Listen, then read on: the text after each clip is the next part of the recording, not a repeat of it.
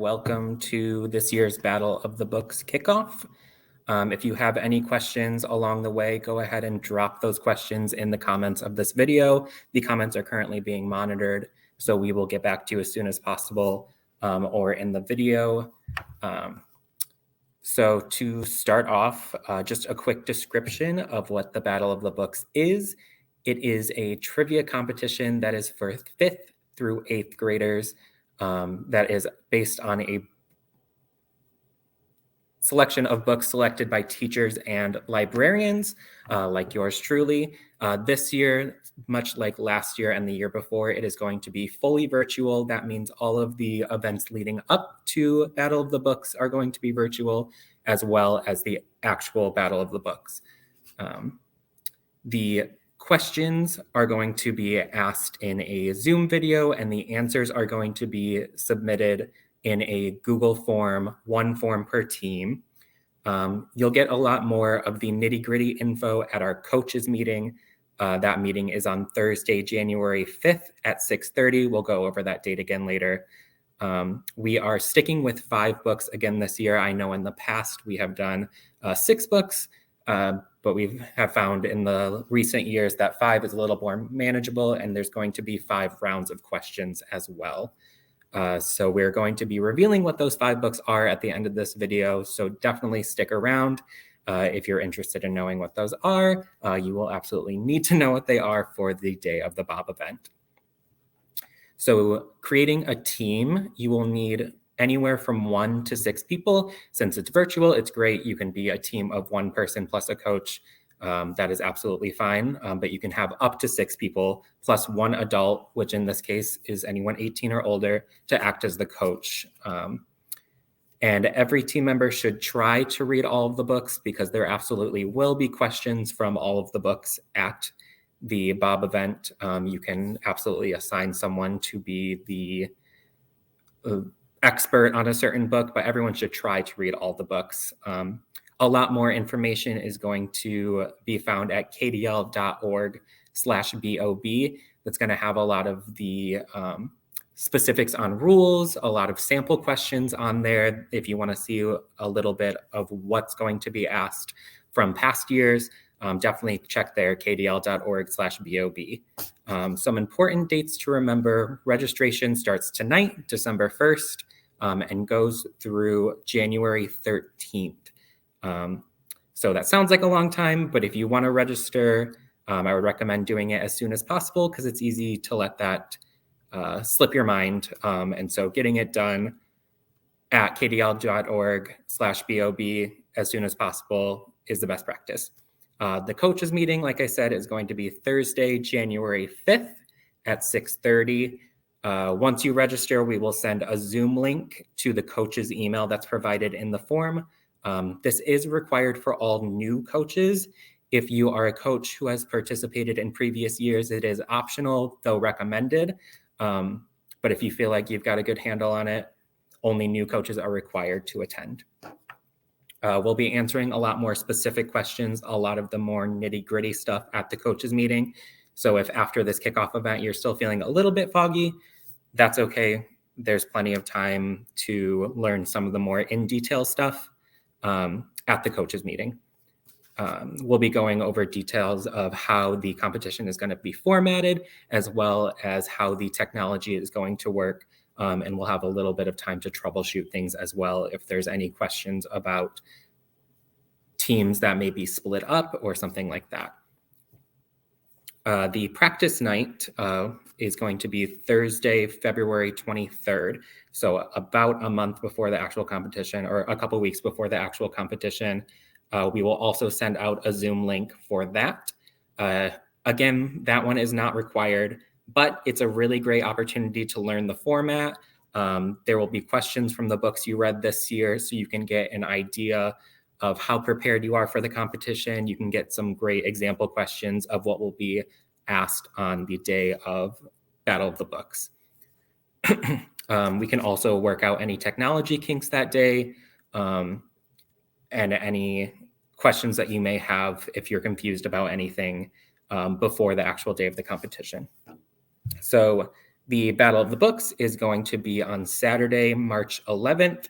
That time is not quite set yet, but the date is set, Saturday, March 11th. We just have not decided on an actual time of the event yet. That will also be virtual through Zoom. There will be, like I said, 5 rounds of questions, and there will be prizes for first place, second place, third place, as well as the best team name.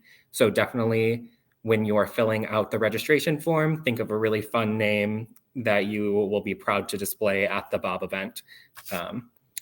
And for any further information, follow the Grandville Bob Facebook page, which is where this event is being streamed. So definitely follow that for any updates. We frequently post on there and we'll continue to do so. Like you can see on the bottom of the screen, kdl.org/Bob will have a bunch of information as well. If you don't remember something from this meeting and just want a quick update on any rules or anything, kdl.org/Bob.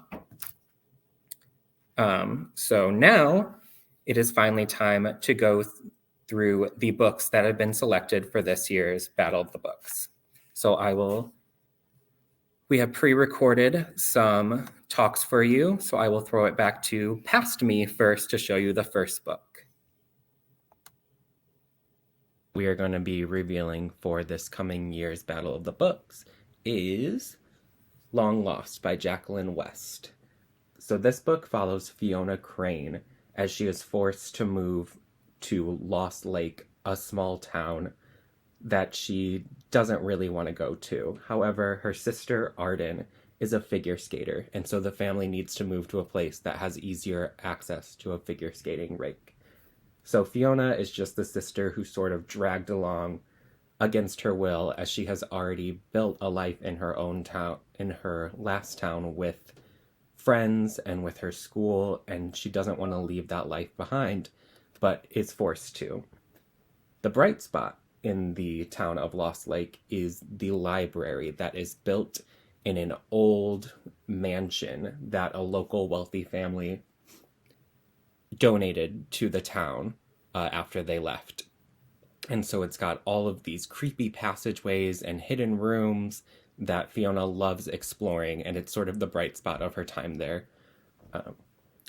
In that library, she comes across a leather book that, according to the librarians, doesn't actually exist.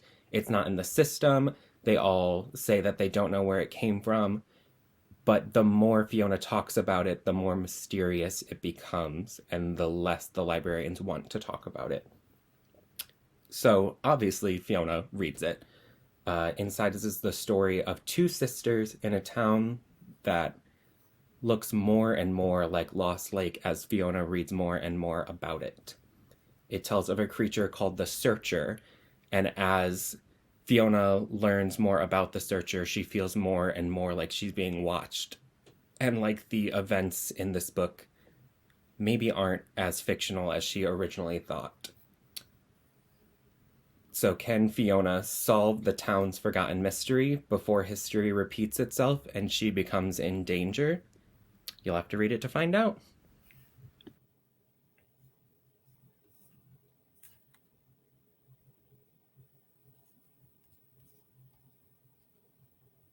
All right, so next we will throw it over to Rachel, our youth librarian, for our second pick. This Bob book is Playing the Cards You're Dealt by Varian Johnson. Anthony Joplin, who goes by Ant, is 10 years old, entering the 5th grade, and is all about the card game Spades. It's a Joplin man tradition to play in the annual Oak Grove Spades tournament, and Ant's older brother Aaron has won the teen tournament twice in a row. Now it's Ant's turn, but last year's tournament didn't quite go so well for him, and he's feeling the pressure to measure up. When his partner and best friend Jamal gets grounded and can't be in the tournament with him, Ant turns to the new girl, Shirley, for help. Shirley's smart and pretty, but Ant doesn't have a crush on her, does he? As the tournament gets closer, Ant also starts to notice his dad struggling with alcoholism and a gambling addiction.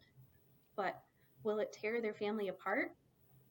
This book is told through the overseeing eyes of someone who has Aunt's best interest at heart, and you'll have to read to the end to find out just who.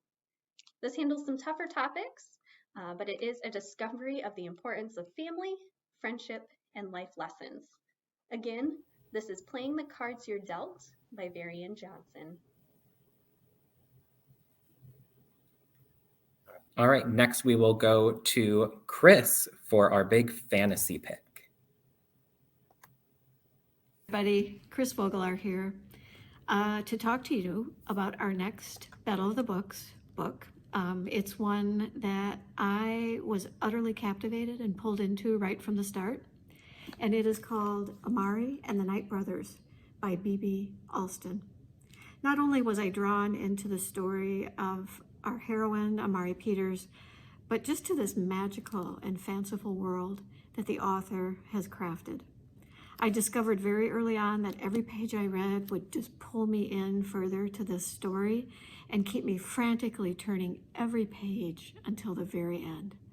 So let's get into it. I'd like to introduce you to our heroine, Amari Peters. She is a smart, determined, and outspoken 12-year-old girl who's finishing out the school year at kind of a fancy private school where she has been on scholarship. But things aren't going very well. She's kind of getting into a little bit of trouble. Kids don't like her there. She's not like everyone else. She's bullied and she's mistreated. The other big thing that I want you to know about Amari, and it's really what lays the foundation for this whole story, is that her older brother, Quentin, is missing. And he has been missing now for a few months. There's no idea where he could be or what has happened to him.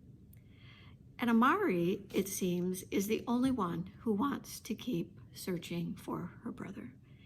And then comes a knock at her front door one day, and it's a person who reveals that her brother is working as a spy for the Bureau of Supernatural Affairs, and he's disappeared without a trace.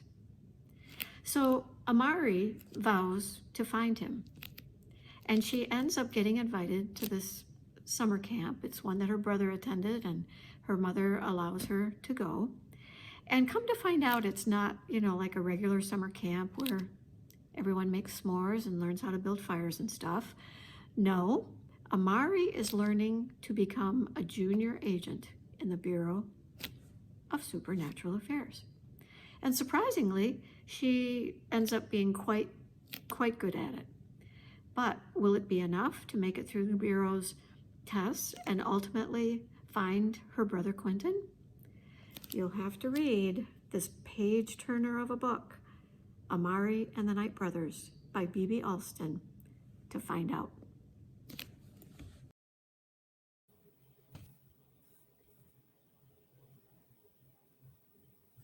All right, next we're going to throw it back to Rachel for our fourth pick. Announce our next Bob book. It's called Barefoot Dreams of Petra Luna by Alda P. Dobbs. Now, this book was inspired by the author's great-grandmother and her experiences during the Mexican Revolution. The book is set in 1913, and the Mexican Revolution is ongoing. 12-year-old Petra Luna's mother has died, and her father's been taken by soldiers. Before he was taken, Petra promised her father that she would take care of their family that was left, her abuelita and her two siblings, until they could all be reunited again.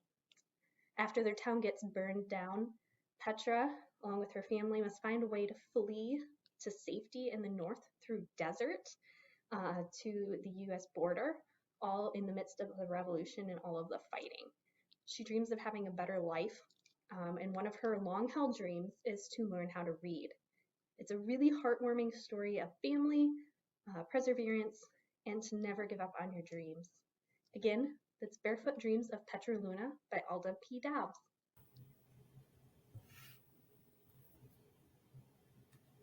All right, and past me, we'll finish it off with the last pick that we are revealing for next year's Battle of the Books is Strangeville School is Totally Normal by Darcy Miller. So this book follows Harvey Hill, who has had to move schools several times and is just ready to settle into a normal life with a normal routine in a normal school. Unfortunately, Strangeville, as you may be able to tell by the name, is not necessarily the place for normal. The cafeteria has a dress code. There is a giant-size class pet who is on the loose and roaming the school. And there's a strange, disembodied voice speaking to Harvey that may or may not be coming from the evil supply closet on the 3rd floor. So Harvey and his new friend Stella need to embrace the wackiness surrounding them to survive Strangeville. This is an absolutely wacky, whimsical book with a lot of different twists and a lot of really funny hijinks that go on all around Harvey that he has to learn to deal with. And it all takes place in one day. We can't wait for you to read it. It's also the start of a series, so if you love it, absolutely pick it up. There won't be any questions for any of the sequels, but this one is a great start to a fun series, especially if you've ever heard of the Wayside School books. This is sort of a modern update on that, and we think that you'll really enjoy it.